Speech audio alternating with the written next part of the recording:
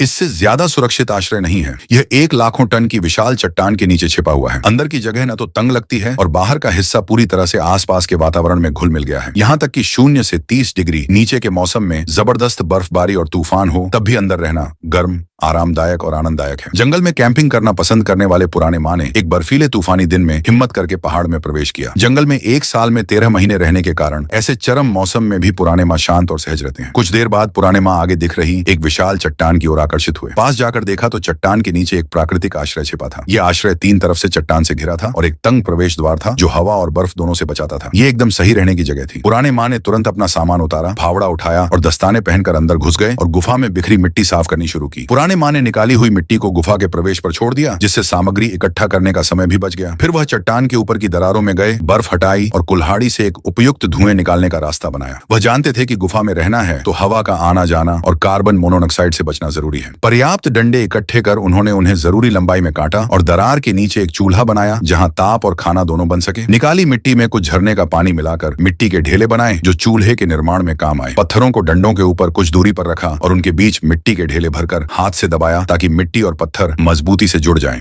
ये पुराने माँ की अच्छी तकनीक थी। इसके बाद उन्होंने गिरे हुए मलबे को साफ कर कमरे को साफ सुथरा बनाया। प्रवेश पर बहुत सारी टहनियां थीं जो ईंधन का काम दे सकती थीं। पुराने माँ ने कुछ लकड़ी के टुकड़े लिए और रगड़ कर आग जलाई। जैसे जैसे कमरे का तापमान बढ़ा, पुराने माँ का काम आसान हो गया। उन्होंने दोबारा दीवारें बनाने के लिए पत्थर और मिट्टी का इस्तेमाल कर बाहरी हवा और ठंड से बचाव किया। इससे आश्रय और मजबूत और सुरक्षित हो गया। बाद में उन्होंने कुछ सूखी मिट्टी लेकर उसे कमरे के फर्श पर बिछाया। इससे आश्रय देखने में साफ लगा और ठंड में पुराने माँ को गर्माहट और सुकून मिला। जंगल में प्राइवेसी के लिए पुराने माँ ने ज्यादा घने सूखे घास का इस्तेमाल किया, जिसे उन्होंने अच्छे से बांधा। सब तैयार कर उन्होंने अपना सामान अंदर शिफ्ट किया। चूल्हे के पास नरम दरी बिछाई और बर्फ से भरा एक बर्तन चूल्हे पर चाय बनाने के लिए रख दिया। जब अंधेरा हुआ तो आश्रय का दरवाजा बंद कर दिया और लकड़ियां जलाकर कुछ स्टार्च वाले सॉसेज सेंके। चाय की खुशबू और सॉसेज की खुशबू मिलकर छोटे से कमरे में घर जैसा माहौल बना दिया। पुराने माँ ने चाय का स्वाद लिया और शरीर में फैलती गर्माहट महसूस की, जैसे सारी थकान दूर हो गई। खाना पीना खत्म कर पुराने माँ चूल्हे के पास आराम से सो गए।